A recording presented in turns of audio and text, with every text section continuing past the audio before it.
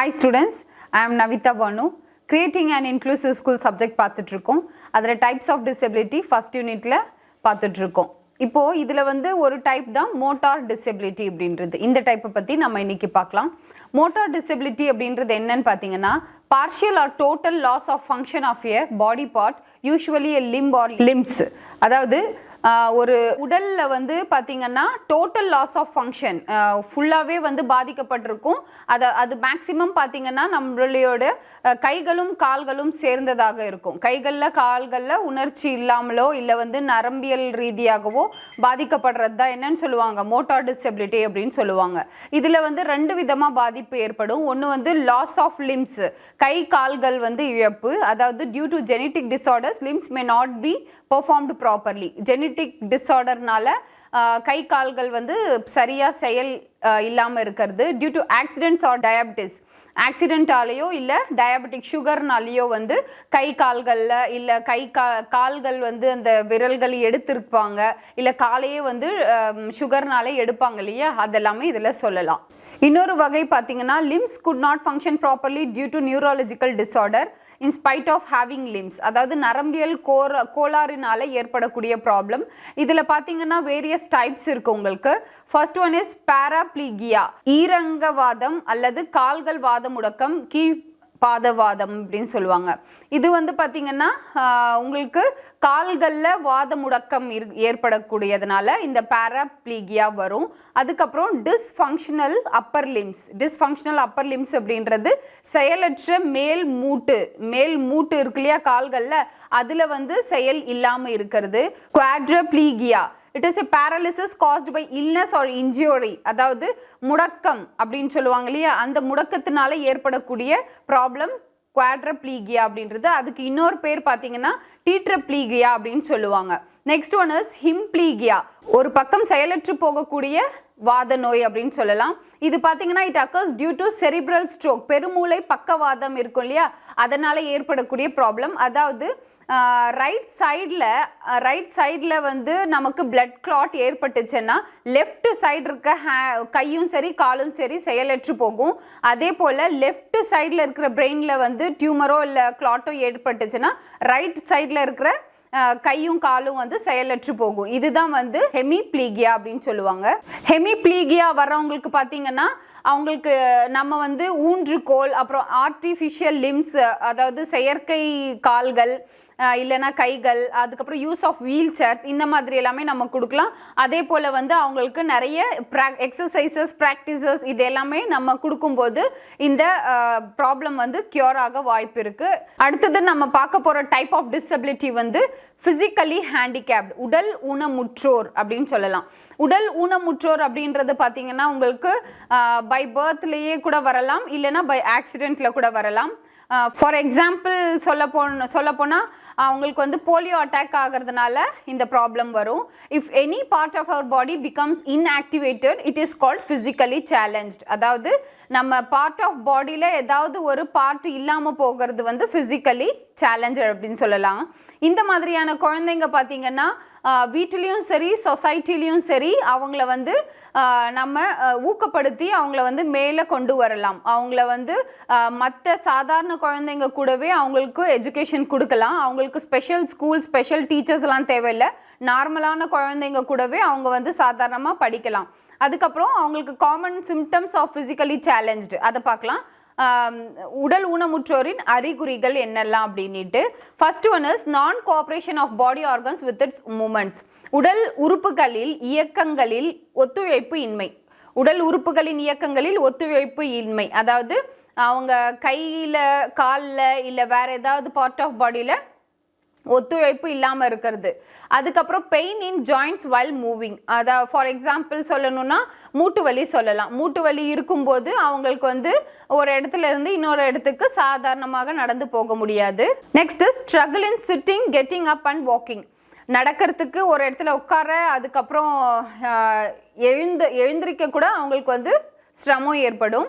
Incapable of using legs and hands normally, கைகளையும் கால்களையும் சாதாரணமாக உபயோகிக்கிறதுலேயே அவங்களுக்கு வந்து சிரமம் ஏற்படும். அடுத்தது அன்கன்ட்ரோலபிள் பாடி மூமெண்ட்ஸ், கட்டுப்படுத்த முடியாத உடல் இயக்கங்கள்.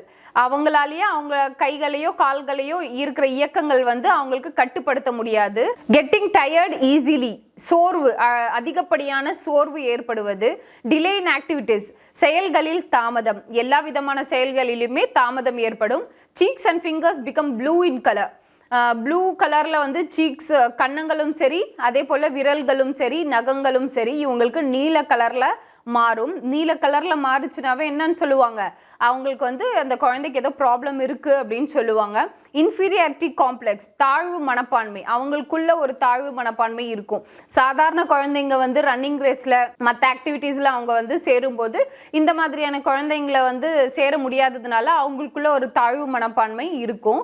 Hands, legs and feet in folded condition, அதாவது கையோ இல்லை காலோ இல்லை பாதமோ அவங்களுக்கு வந்து ஒரு மடிப்பு வந்த மாதிரி இருக்கும். ஸோ இது எல்லாமே எதில் வருதுன்னா common symptoms of physically handicapped children.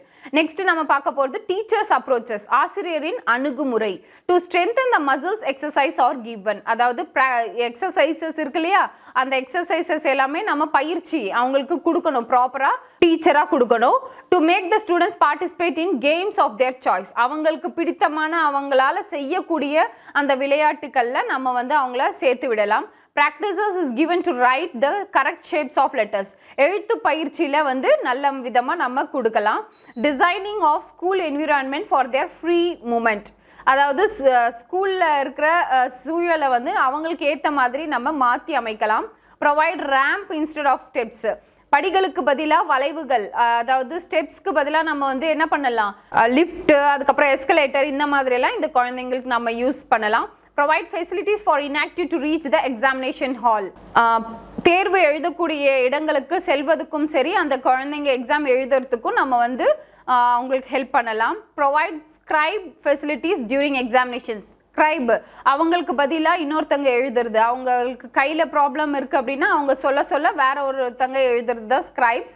Give practice to write with the other hand if one hand is affected, ஒரு கை அவங்களால செயல் இழந்து போயிருக்கு அப்படின்னா வேற ஒரு கையால் அவங்களுக்கு வந்து எழுதுறதுக்கு நம்ம ப்ராக்டிஸ் கொடுத்துடலாம்.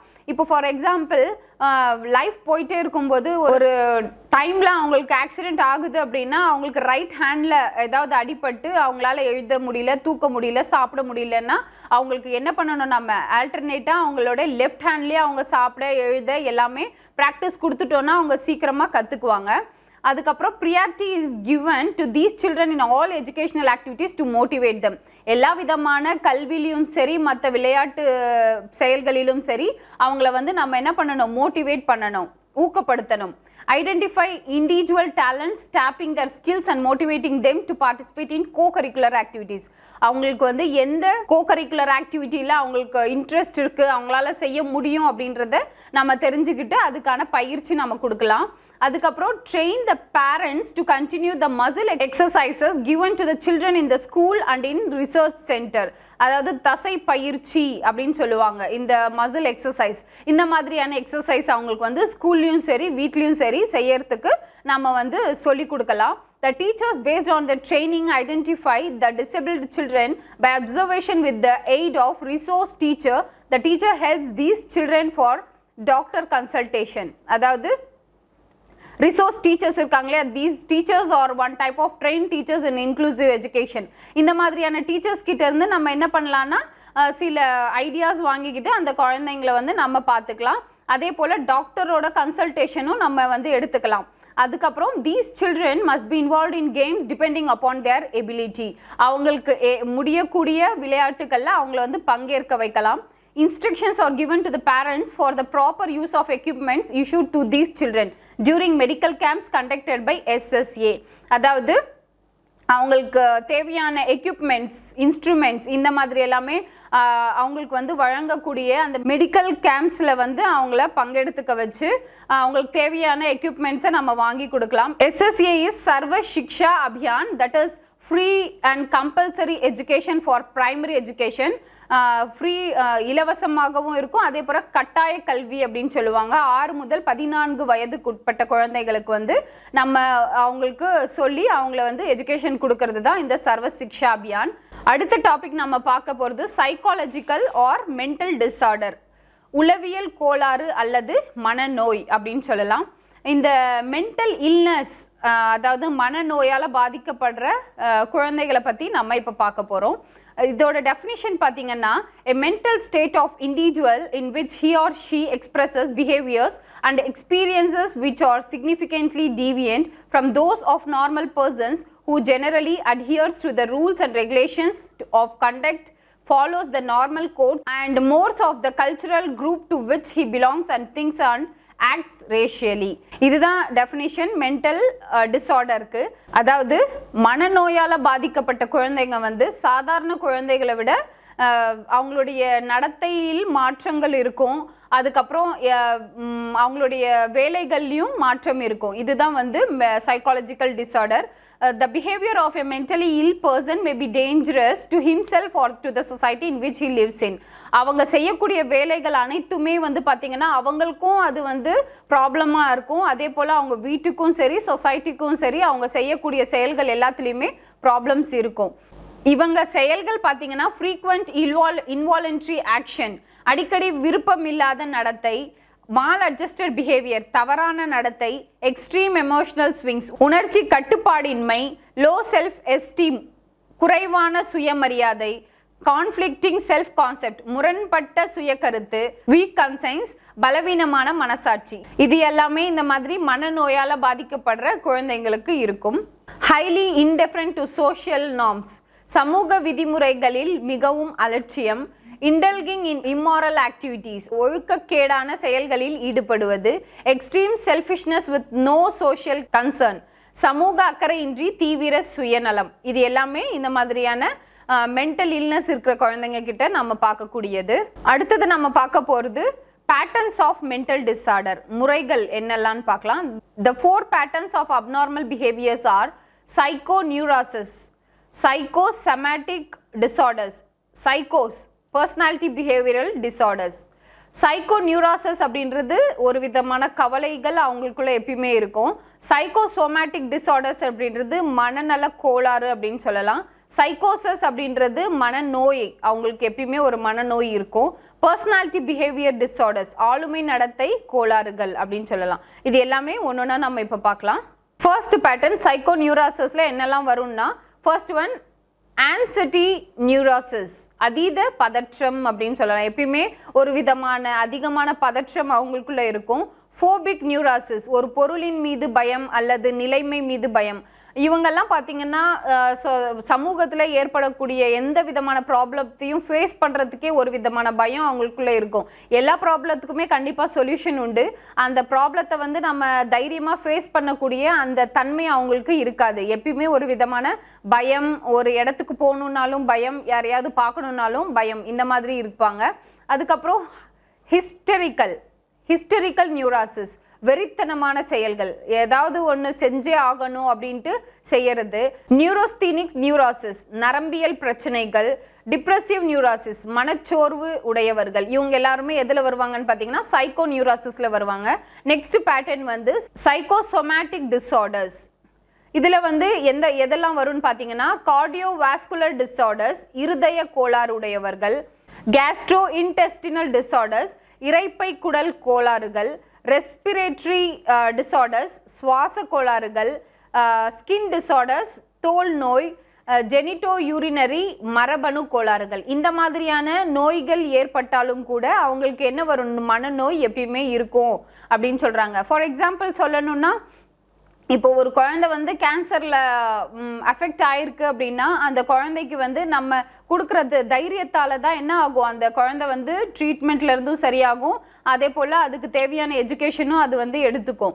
அதுவே வந்து நம்மளும் அது கூட சேர்ந்துக்கிட்டு நம்ம ஃபீல் பண்ணிக்கிட்டே இருந்தோம்னா கண்டிப்பாக அந்த குழந்தை என்ன ஆகும்னா அதுவும் ஃபீல் பண்ணிக்கிட்டே தான் இருக்குமே தவிர நம்ம சீக்கிரமாக சரியாயிடுவோம் அப்படின்ற அந்த பாசிட்டிவ் திங்கிங் அந்த குழந்தைக்கு இருக்காது. எந்த ஒரு நோயாக இருந்தாலும் சரி, எந்த மாதிரி பிரச்சனை இருந்தாலும் சரி, நம்ம என்ன பண்ணலாம்னா அவங்களுக்கு ஃபர்ஸ்ட் நம்ம வந்து தன்னம்பிக்கையை கொடுக்கணும், தைரியத்தை கொடுக்கணும். அப்படி கொடுத்தோன்னா அவங்க கண்டிப்பாக எந்த மாதிரி ஒரு பிரச்சனையும் சரி, எந்த மாதிரி ஒரு நோயிலிருந்தும் அவங்க வந்து வெளியில் வருவாங்க. Third pattern is psychotic disorders or psycho, மனநோயின்னு சொன்னேன். இதில் என்னெல்லாம் வரும் பார்த்தீங்கன்னா சிசோஃப்ரீனியா, அதாவது எண்ணம் செயல் ஆகியவை மாறுபட்டு செயல்படும் ஒரு மனக்கோளாறு. பார்னோயா சித்த பிரம்மை அப்படின்னு சொல்லுவாங்க. மேனிக் டிப்ரெசிவ் சைக்காசிஸ், வெறித்தனமான மனச்சோர்வு இவங்களுக்கு இருக்கும். சைக்காட்டிக் டிப்ரெஷன் மனநோய். ஸ்பிளிட் பர்சனாலிட்டி ஆளுமை பிளவு அல்லது மல்டிபிள் பர்சனாலிட்டி அப்படின்னு கூட சொல்லலாம். மல்டிபிள் பர்சனாலிட்டிக்கு நம்ம எக்ஸாம்பிளாக அன்னியன் படத்தை சொல்லலாம். அதில் விக்ரம் வந்து எத்தனை விதமாக அவங்களுடைய பர்சனாலிட்டிஸை சேஞ்ச் பண்ணி நடிச்சிருப்பாங்க அப்படின்றது நமக்கு தெரியும். ஒரு 3 டைப்ஸாக அவங்க வந்து நடிச்சிருக்காங்க. ஸோ அதை வந்து நம்ம இதை மல்டிபிள் பர்சனாலிட்டிக்கு எக்ஸாம்பிளாக சொல்லலாம். 4th pattern is personality behaviour disorder. இதில் வந்து பார்த்தீங்கன்னா என்னெல்லாம் வரும்னா ஆன்டி சோஷியல் சமூக விரோதம், அடுத்தது கம்பல்சிவ் கேம்பிளிங் சூதாட்டம், டீலிங்குவன்ஸ் குற்றச்செயல், ஆல்கஹாலிசம் குடிப்பழக்கம், ட்ரக் டிபெண்டன்ஸ் போதைக்கு அடிமை, செக்ஷுவல் டிவியேஷன் பாலியல் விலகு. ஸோ இந்த மாதிரி பர்சனாலிட்டி பிஹேவியர் டிஸார்டர்ஸில் இவங்க எல்லாமே வருவாங்க. சமூக விரோதம், சூதாட்டம், அதுக்கப்புறம் குற்றச்செயல்கள் செய்கிறவங்க, குடிப்பழக்கம் இருக்கிறவங்க, போதைக்கு அடிமையானவங்க, இவங்க எல்லாருமே பர்சனாலிட்டி பிஹேவியர் டிஸார்டர்ஸில் வருவாங்க. அடுத்தது காசஸ் ஆஃப் மென்டல் டிஸார்டர்ஸ், மன நோய்க்கான காரணங்கள் என்னெல்லாம் அப்படின்னு பார்க்கலாம். இதில் வந்து 2 டைப்ஸ் இருக்குது. First one is predisposing cause or faulty development, தவறான வளர்ச்சி அல்லது முன்கணிப்பு காரணங்கள். Second one is precipitating causes, various forms of severe stress, பலவிதமான மன அழுத்தம். இது ரெண்டையுமே சொல்லலாம். ஃபர்ஸ்ட் ஒன் ஃபால்ட்டி டெவலப்மெண்ட்ல வரவங்க யாரெல்லாம் பார்த்தீங்கன்னா அரஸ்டட் டெவலப்மெண்ட், கைது செய்யப்பட்ட வளர்ச்சி, டிஸ்டார்டட் டெவலப்மெண்ட், சிதைத்த வளர்ச்சி, ஸ்பெஷல் வல்னரபிலிட்டி, சிறப்பு பாதிப்பு. ஸோ அரஸ்டட் டெவலப்மெண்ட் கைது செய்யப்பட்ட வளர்ச்சி, அதாவது ஒரு குழந்தைய வந்து நம்ம வெளி உலகத்தையே காட்டாமல் வீட்டுக்குள்ளாரையே வச்சு வளர்த்துக்கிட்டு நம்மளுடைய அப்பா அம்மா அண்ணன் தம்பி இவங்களுக்குள்ளாரையே வச்சு வளர்த்தோன்னா இது வந்து one type of arrested development. Distorted development, சிதைத்த வளர்ச்சி, ஒன்றுமே கண்டுக்கிறது இல்லை. அந்த குழந்தை எங்கே போனால் எங்கே வந்தான், யார் கூட பழகிறா, எதையுமே நம்ம கண்டுக்காம இருக்கிறது வந்து சிதைத்த வளர்ச்சி அப்படின்னு சொல்லலாம். அடுத்தது various forms of severe stress. Various forms of severe ஸ்ட்ரெஸ்ல வர்றது எல்லாமே பார்த்தீங்கன்னா biological stress, psychological stress and socio cultural stress. First one biological stress, உயிரியல் மன அழுத்தம். செகண்ட் ஒன் சைக்காலஜிக்கல் ஸ்ட்ரெஸ், உளவியல் ரீதியான மன அழுத்தம். Third one socio cultural stress, சமூக ரீதியான அல்லது கலாச்சார ரீதியான மன அழுத்தம் சொல்லலாம். இந்த பயாலஜிக்கல் ஸ்ட்ரெஸ் அப்படின்னு பார்த்தீங்கன்னா ஃபார் எக்ஸாம்பிள் ஆக்சிடென்ட்ஸ்னால இல்லை நோயினால வரக்கூடிய பாதிப்பு எல்லாமே பயாலஜிக்கல் ஸ்ட்ரெஸ் அப்படின்னு சொல்லலாம். அடுத்தது சைக்காலஜிக்கல் ஸ்ட்ரெஸ் அப்படின்றது ஃபார் எக்ஸாம்பிள் லவ் ஃபெயிலியர்ஸ், அதுக்கப்புறம் நமக்கு ஏதாவது ஒரு ஜாப்ல இருந்து நம்மளை திடீர்னு எடுத்துடுறாங்க. ஸோ இந்த மாதிரி எல்லாமே நம்ம என்னன்னு சொல்லலாம், சைக்காலஜிக்கல் ஸ்ட்ரெஸ் அப்படின்னு சொல்லலாம். சோஷியோ கல்ச்சுரல் ஸ்ட்ரெஸ் அப்படின்றது நம்மளுடைய எக்கனாமிக் லெவல் குறையிறதுனால இல்லை வந்து நமக்கு எம்ப்ளாய்மெண்ட்ல பிரச்சனை வர்றதுனால எல்லாமே சோஷியோ கல்ச்சுரல் ஸ்ட்ரெஸ்ன்னு சொல்லலாம். ஸோ இந்த சைக்காலஜிக்கல் டிஸார்டர் அப்படின்றது பார்த்தீங்கன்னா உங்களுக்கு எல்லாமே ஒரு விதமான ஸ்ட்ரெஸ் அண்ட் டென்ஷனால வரக்கூடியது தான் இந்த மாதிரியான ப்ராப்ளம்ஸ். இப்போ ஃபார் எக்ஸாம்பிள் ஸ்கூலில் வந்து குழந்தைங்க படிக்கிறாங்க, நம்ம டீச்சராக வந்து நம்ம ஆல்ரெடி நான் சொன்ன மாதிரி நம்ம எல்லா குழந்தையோட ஹிஸ்ட்ரியுமே நம்ம கையில் இருக்கணும். அப்போது அந்த குழந்தைங்களை பற்றின டீட்டெயில்ஸ் எல்லாமே நம்ம தெரியும் போது இந்த சைக்காலஜிக்கல் ப்ராப்ளமால் பாதிக்கப்படுற குழந்தைங்களை வந்து நம்ம ஐடென்டிஃபை பண்ணணும். எப்படி ஐடென்டிஃபை பண்ணுறது அப்படின்னு பார்த்தீங்கன்னா ஃபார் எக்ஸாம்பிள் ஒரு குழந்தை வந்து நல்ல டேலண்டடாக இருக்கும் ஆனால் ஒழுங்காக படிக்காது. ஏன் அந்த குழந்தை வந்து படிப்பில் கான்சென்ட்ரேட் பண்ணலை அப்படின்ட்டு நம்ம வந்து ஐடென்டிஃபை பண்ணணும். அப்போது என்ன காரணமாக இருக்கும்னு பார்த்தீங்கன்னா ஒன்று வந்து அந்த குழந்தையோட அப்பா அம்மா பிரிஞ்சு இருக்கலாம், இல்லை அம்மா கூட மட்டும் இருக்கலாம், இல்லை தாத்தா பாட்டி கூட இருக்கலாம். ஸோ இந்த மாதிரி எல்லாமே அந்த குழந்தை இருக்கும்போது அது வந்து மன ரீதியாக பாதிக்கப்பட்டிருக்கும்.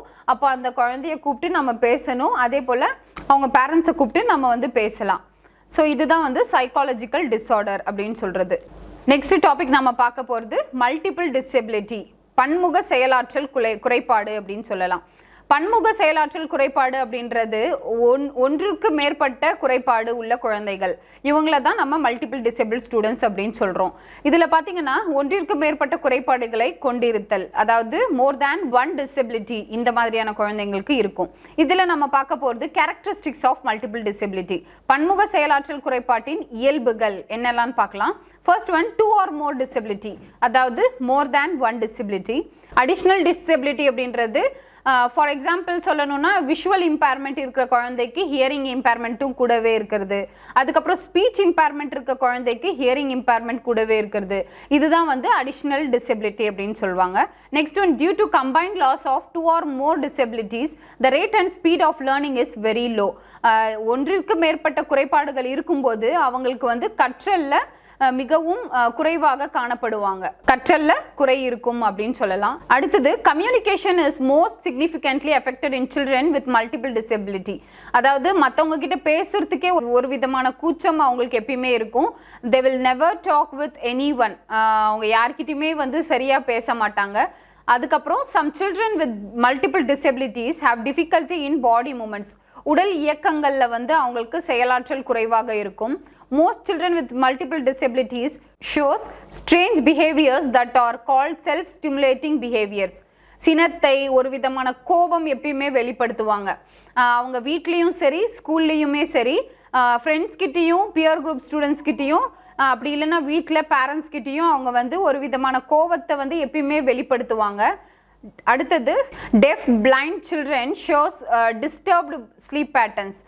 இந்த காது கேளாத குழந்தைகள், கண் பார்வையற்ற குழந்தைகள், அவங்களுக்கு பார்த்தீங்கன்னா தூக்கத்திலே வந்து குறை இருக்கும். Most multi disabled children also suffer from other medical conditions such as frequent eye and ear infections, respiratory disorders, muscular degeneration and so on. So இது எல்லாமே வந்து எதில் வருதுன்னு பார்த்தீங்கன்னா கேரக்டரிஸ்டிக்ஸ் ஆஃப் மல்டிபிள் டிசபிலிட்டி. இந்த யூனிட்டில் நம்ம என்னெல்லாம் பார்த்தோன்னு பார்த்தீங்கன்னா disability, types of disability, differences between disability and impairment, types of disability la hearing impairment, visual impairment, speech impairment, psychological disorder, mental retardation, adukaprom physically handicapped, cerebral palsy, aprom multiple disability. So இந்த types எல்லாமே பார்த்திருக்கோம். இந்த யூனிட்ல இருந்து கண்டிப்பா உங்களுக்கு 2 to 3 questions, at least 2 questions கண்டிப்பா யூனிவர்சிட்டியில இருந்து கேட்பாங்க. ஸோ நீங்கள் அந்த கொஷினுக்கு ஏற்ற மாதிரி ஆன்சர் பண்ணுங்கள். நெக்ஸ்ட் யூனிட் நம்ம நெக்ஸ்ட் கிளாஸில் பார்க்கலாம். Thank you. Stay home, stay safe.